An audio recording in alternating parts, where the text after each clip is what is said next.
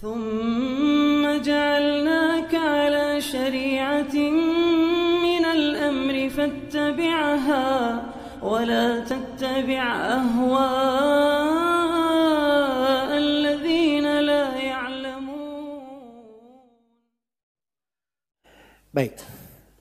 Jadi Khadijah sudut keutamaannya, iya.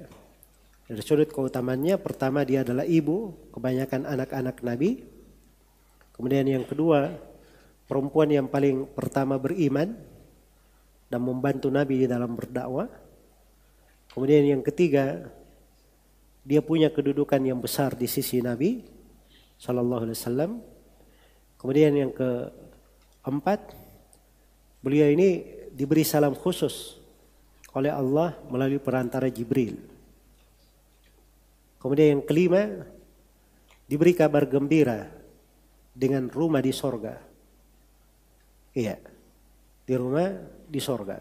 Ini Khadijah radhiyallahu anha. Adapun Aisyah radhiyallahu anha, dari keutamaannya, ya seperti yang disebut di dalam hadits. Kalau di antara makanan, dia adalah makanan yang paling baiknya. Iya. Kemudian dia adalah orang yang paling dicintai oleh Nabi sallallahu alaihi wasallam. Dan ayahnya laki-laki yang paling dicintai oleh Nabi sallallahu alaihi wasallam. Dan dari keutamaan Aisyah radhiyallahu anha, beliau di antara 7 orang sahabat yang paling banyak menghafal hadits Rasulullah sallallahu alaihi wasallam. Iya. Kemudian Jibril datang membawa wahyu, ya. Dan Nabi di rumah Aisyah. Dan kadang wahyu turun kepada Nabi dan Nabi dibawa selimut Aisyah radhiyallahu anha. Kemudian di antara keutamaan Aisyah, kadang Jibril mengucapkan salam untuk Aisyah. Iya.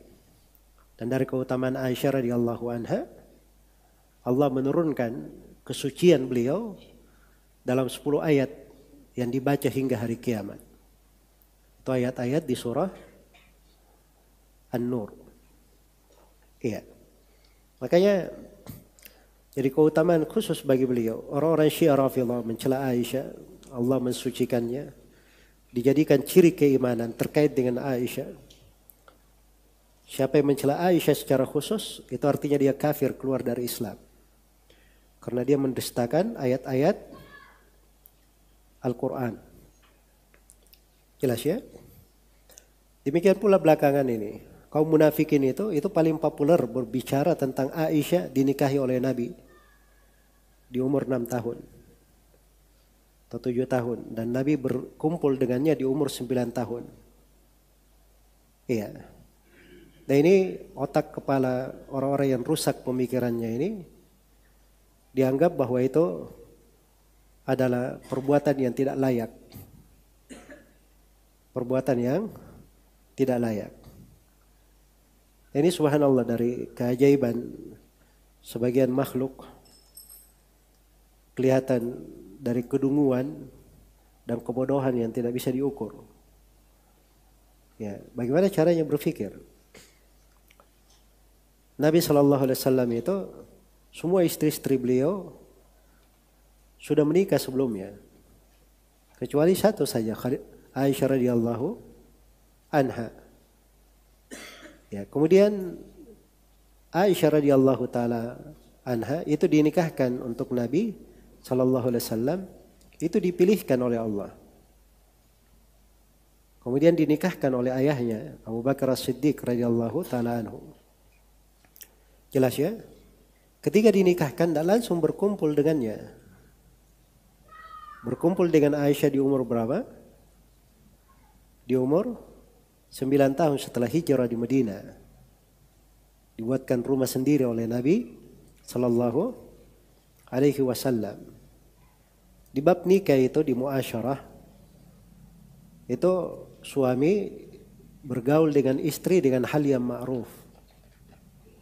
dengan hal yang ma'ruf. Karena dalam Al-Quran Allah berfirman, wa ashiruhunna bil ma'ruf. Bermuasyaralah dengan para perempuan dengan hal yang ma'ruf. Perempuan itu berbeda-beda dalam kelayakan berkumpul dengan suami. Ada yang mungkin di umur 7 tahun dia sudah layak. Sama dengan gadis di umur 18 tahun. Jelas ya? Ada yang mungkin di umur 12 tahun dia belum cocok. Di umur 15 tahun belum cocok. Berbeda-beda di dalam hal tersebut. Sudah ada ketentuan dalam Al-Quran, wa ashiruhunna bil ma'ruf. Itu standar ukuran.